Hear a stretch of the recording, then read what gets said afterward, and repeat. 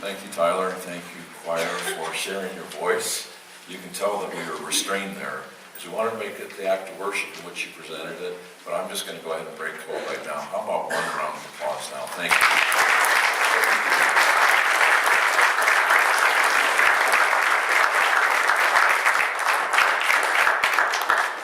And think, just 2 more to go.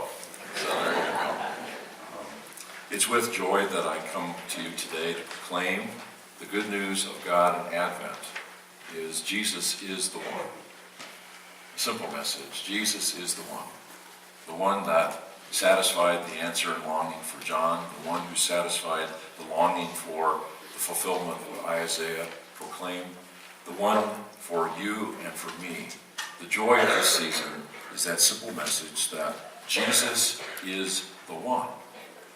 My friend Vicar Caleb is very logical and orderly, and so I had this dramatic interpretation, which is, it goes, 2 weeks ago was hope, and then last week it was peace, and now joy is in the middle, and he said something like, boss, they're not going to get it. It's hope, joy, peace. It's out of order. He's right. I'm trying to signify that joy is different than a normal happiness, than a feeling that we often have. Remember that song that Bobby McFerrin tried to proclaim the gospel? Don't worry, be happy. Yeah, be happy. Be happy, yeah. Don't worry, be happy. Okay, thank you so much, Bobby. Joy is different because it's surrounded by those 2 aspects of God's love, of God breaking into the world, the hope that comes from God moving into our world so powerfully, yes, already demonstrated by the love of Jesus, and our hope, again, that God will come through Christ to liberate and to free this world, to judge the living and the dead. And last week we spoke about a peace that passes understanding, a wellness, a concept of God's grace, even in the midst of that which might be trimmed away from our life, of that which may be burned away by a fire that we weren't expecting, but a sense of peace. And so this joy is surrounded by hope and peace, and that's the joy that makes it different than just happiness. I wanted to give thanks to the writers of Isaiah. When I say the writers, there's an understanding that this is written over time because the message of God's hope was so important. So pre-exile, in the middle of their exile out to another country, and then the hope that comes from coming back in. And this is during a time when they needed hope. They needed hope, and so there was this idea that God will come and save, and the eyes of the blind shall be opened, the ears of the deaf unstopped, and the lame shall leap like a deer, and the tongue of the speechless sing for joy. I love how Jesus is the one. His response to John's question ties directly to this. Jesus says to the question, are you the one?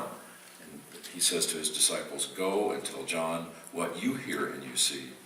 The blind receive their sight, the lame walk, the lepers are cleansed, the deaf hear. And then hear this marvelous proclamation. The dead are raised, and the poor have good news brought to them. Blessed is anyone who takes no offense of me.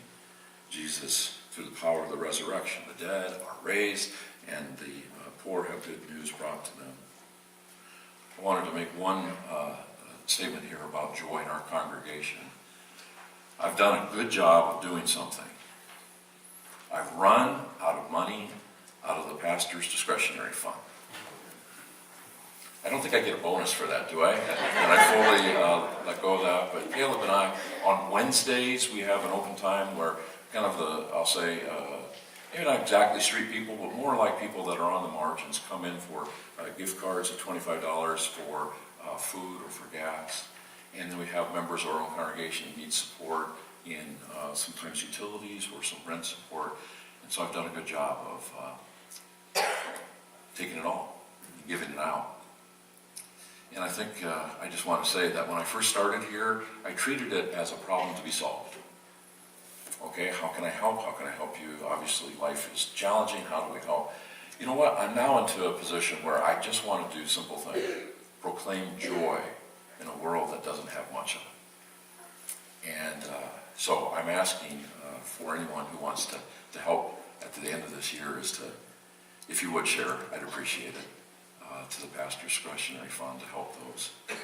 But I love that message, right? It's with joy that I welcome you into this church. It's with joy that I welcome you in the name of Christ, because Christ is the one, and people are coming to hear and to see, and especially the poor, to have good news brought to them. And I thank God for this time of the Advent season, knowing that this joy is far more than happiness. This joy is one surrounded by the hope that God is coming and the peace that passes all understanding, a joy for you and for me. Thank you, choir, for proclaiming the joy of God's love. I, with great joy, say to you, Jesus is the one. Amen.